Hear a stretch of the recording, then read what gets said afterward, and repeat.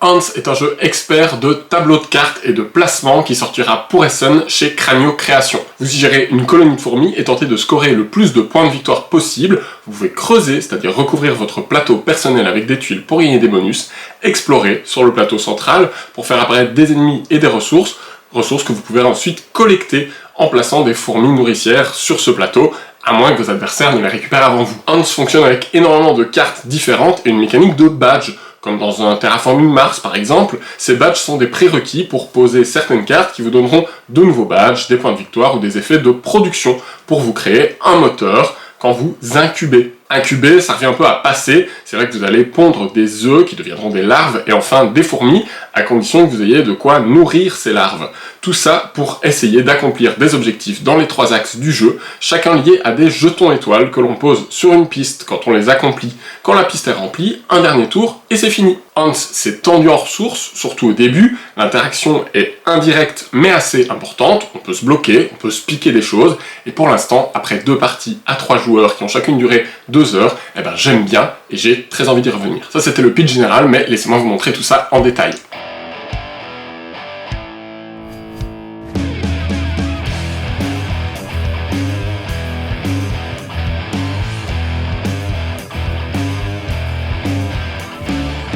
Dans Hans, on va utiliser nos fourmis pour réaliser une des 3 actions principales: creuser, explorer ou poser des nourricières, des foragers.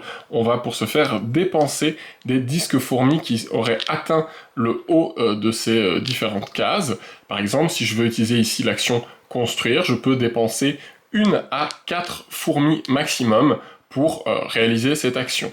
On peut, en action gratuite, payer des cubes de nourriture pour décaler des fourmis, les faire changer de spécialisation, les décaler latéralement, ou je pourrais même payer 2 cubes pour améliorer mon action et générer une fourmi supplémentaire pour augmenter ma puissance jusqu'à un maximum de 4.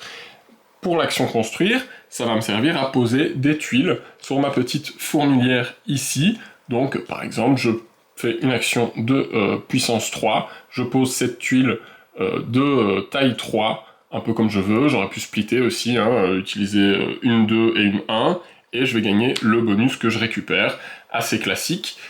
Cette tuile pour l'instant elle est vide, c'est une mécanique un peu comme les enclos d'Ark Nova, c'est-à-dire que quand je poserai une carte brune, une carte de chambre, elle va me demander de retourner une tuile d'une taille d'au moins ce qui est indiqué. Donc par exemple ici il faut que je retourne une tuile de minimum taille 2, je la retourne, comme dans un Ark Nova, je ne peux plus l'utiliser, elle est remplie, et ça me permet de poser ces cartes brunes qui ont toute une série de pouvoirs et de badges. À mon tour, je peux aussi explorer.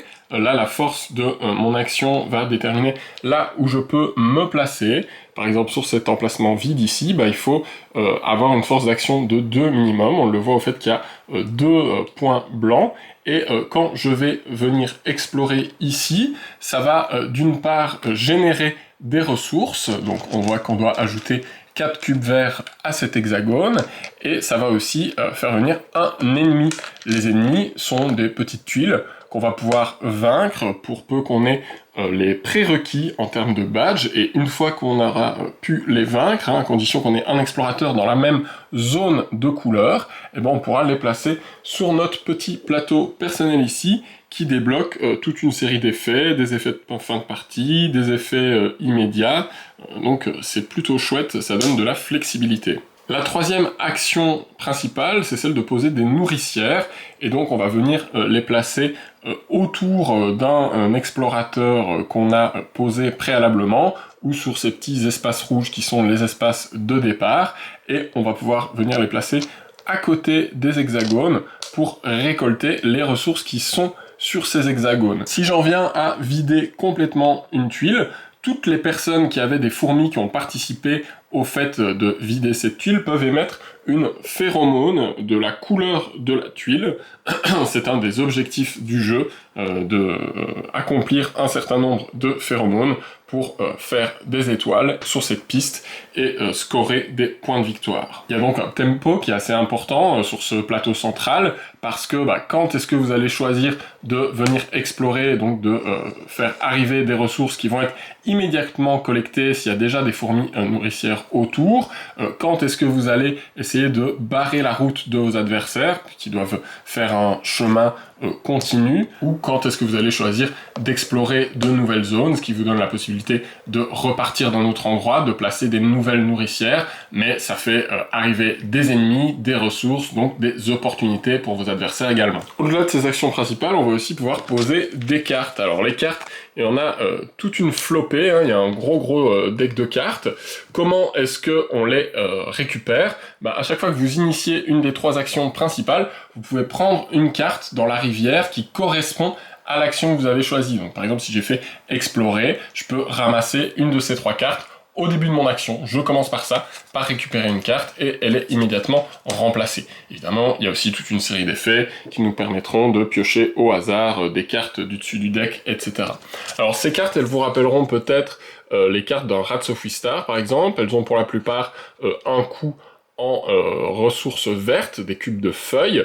Les cartes brunes spécifiquement vous demandent de retourner une chambre construite précédemment, et il y a des cartes bleues qui vous donnent des bonus pendant la partie, notamment ça va se déclencher à chaque phase d'incubation, donc vous aurez des revenus quand vous passez.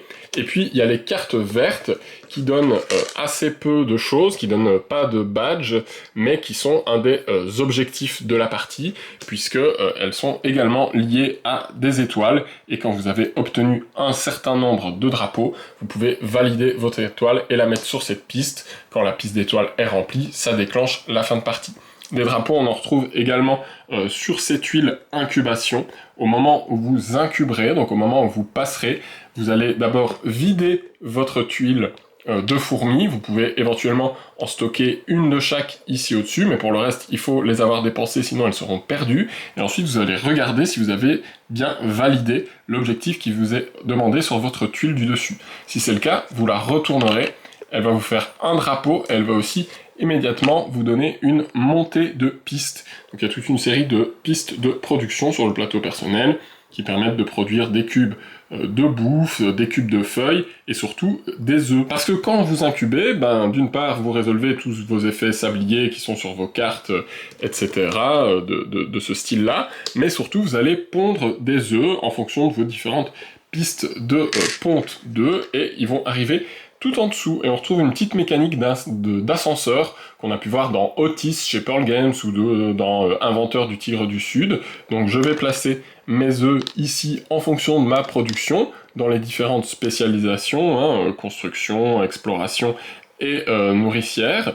Et puis après, on va faire un petit truc d'ascenseur où je vais devoir décaler ma tuile pour faire monter les œufs, et ils deviennent des larves. Au cycle d'après, ces œufs qui sont devenus des larves pourront devenir des fourmis, et devenir mes fourmis actives que je pourrais utiliser. Attention, il va falloir d'abord les nourrir, ces larves, il faut payer un cube de bouffe pour chaque larve. Si vous ne pouvez pas payer, vous allez perdre ces larves.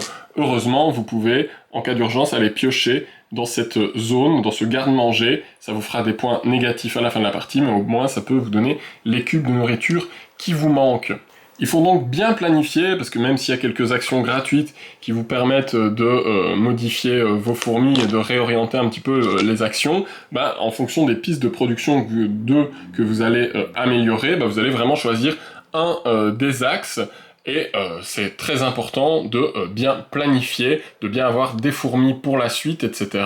À vous de bien gérer la tempo de tout ça. Donc à son tour, on fait une de ces 6 actions, soit une des 3 actions principales qui coûtent des fourmis, soit on pose 2 cartes d'un coup, soit on pose une carte et on combat un ennemi sur le plateau général qui vient se loger ici sur notre plateau personnel et nous donner un bonus.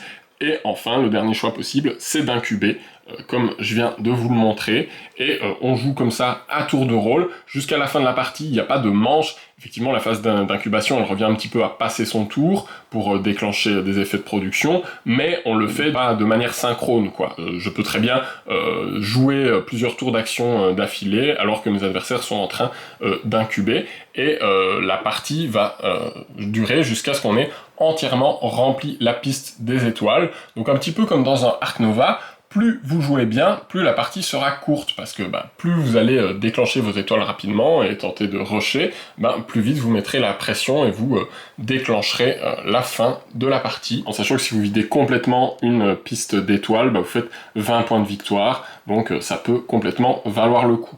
Les 2 parties qu'on a fait à 3 joueurs ont duré environ 2 heures. Je trouve la configuration 3 joueurs intéressante parce que il n'y a pas trop de downtime, et en même temps ça laisse des opportunités de blocage, d'ouverture, etc. Sur le plateau central. On est complètement sur un jeu d'interaction indirecte, c'est-à-dire qu'on va pas s'attaquer, on a des jetons agression, des petites épées, mais qui servent uniquement à éliminer les ennemis et non pas les autres joueurs. Mais il va y avoir des petites courses un petit peu partout. On peut contre-drafter dans la rivière, aller récupérer une carte qui intéresse l'adversaire. On peut se dépêcher d'atteindre ces emplacements qui vont faire des points de victoire et qui seront plus juteux si on est le premier à s'y loger. Cette piste, elle est importante pour déterminer qui récupère de la nourriture en premier quand on fait arriver de la nourriture via une exploration. Donc là aussi, ça peut être une interaction assez importante où je vais complètement piquer les ressources à mes adversaires en me plaçant au bon moment. Et cette piste, au-delà de ça, elle donne aussi quelques petits bonus quand on passe sur certains emplacements. Et il faut à chaque fois choisir, quand on arrive à un embranchement ici, entre prendre les points de victoire de manière immédiate et du coup repartir du bas de la piste, ou continuer à monter, quitte à essayer d'aller récupérer les emplacements les plus hauts, qui sont les plus lucratifs. Voilà pour ce rapide tour d'horizon de Hans. Alors maintenant, après 2 premières parties, qu'est-ce que j'en pense? Eh ben, pour vous résumer, je trouve que c'est un jeu qui est vraiment intéressant, qui sort du lot des Eurogames modernes, où moi il y a toute une série de jeux un peu experts comme ça, de collecte de ressources, etc., qui sont sortis ces derniers temps, où au bout d'une partie, j'ai déjà l'impression d'avoir fait le tour du jeu, j'ai pas envie d'y revenir.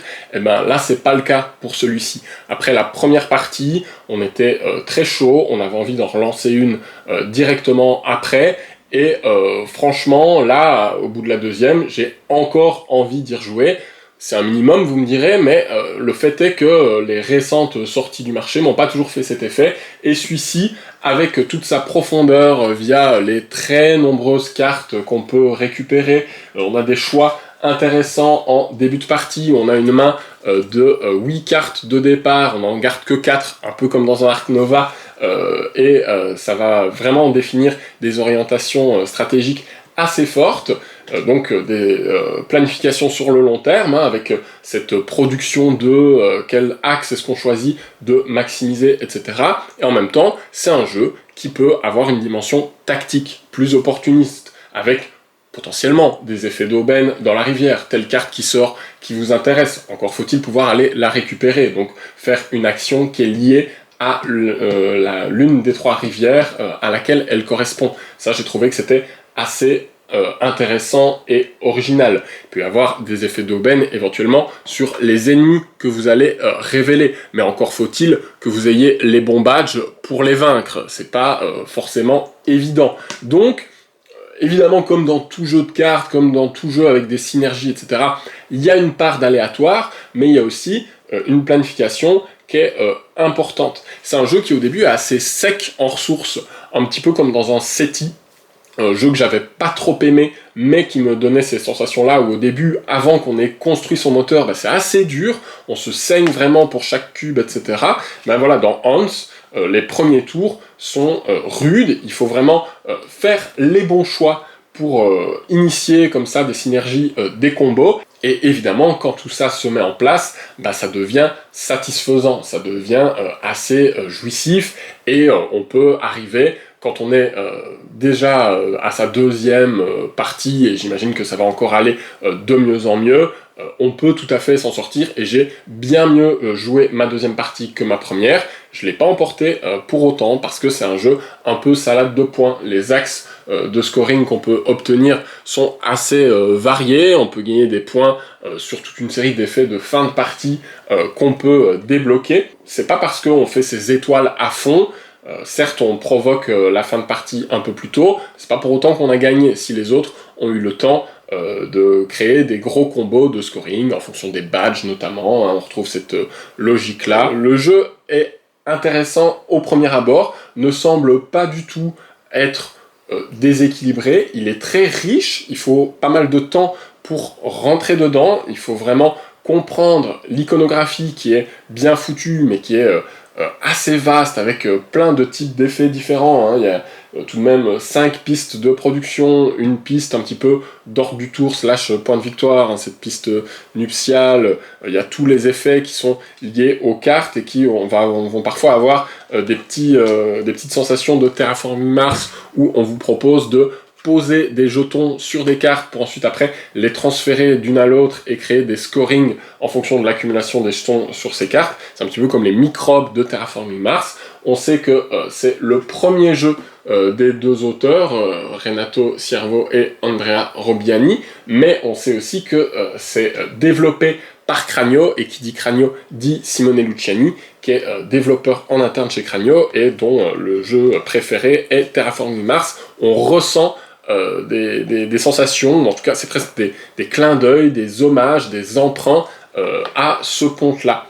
Il y a énormément de choses qui font penser à des jeux qu'on connaît déjà, et pourtant c'est un cocktail qui est assez savoureux, qui ne me donne pas l'impression de jouer à un Rats of Wistar bis, pas du tout, c'est très différent, et moi j'aime bien vraiment cette notion d'ascenseur, qu'encore une fois on a déjà vu, mais qui va demander de vraiment planifier sa production de fourmis, de se laisser un petit peu des ressources de côté pour payer les larves pour ne pas qu'elles meurent et qu'on n'ait aucune fourmi sous la main pour faire nos actions, d'éventuellement faire des actions gratuites pour relocaliser ces fourmis quand on veut faire des grosses actions à 4, ben c'est pas évident, mine de rien, il faut vraiment avoir le stock pour enclencher tout ça.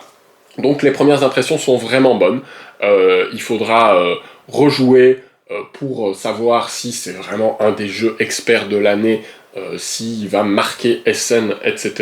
Je continuerai à vous tenir au courant, mais en tout cas pour moi c'est un jeu expert qu'il faut surveiller.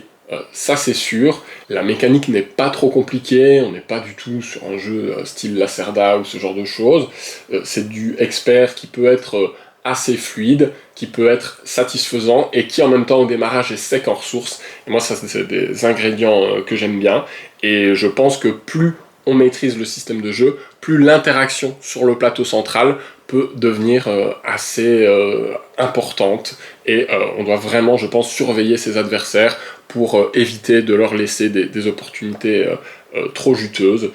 Donc voilà, Hans, ça sort à Essen fin octobre chez Cranio Création. Merci à Cranio d'ailleurs pour cette copie presse en avance qui me permet de défricher le jeu pour vous et de vous expliquer un petit peu de quoi il retourne et de vous donner mes premières impressions qui certes devront encore évoluer en continuant à faire des parties et des parties. Comptez sur moi là-dessus. Merci d'avoir regardé cette vidéo un petit peu à l'arrache. J'espère que ça vous a quand même donné les infos dont vous aviez besoin pour voir si le jeu est fait pour vous ou non. Vous pouvez soutenir mon travail sur ko-fi.com/rue du jeu. Il y a une tombola qui est en cours, n'hésitez pas, vous pouvez gagner plein de jeux super intéressants comme Arx, Stupor Mundi, etc.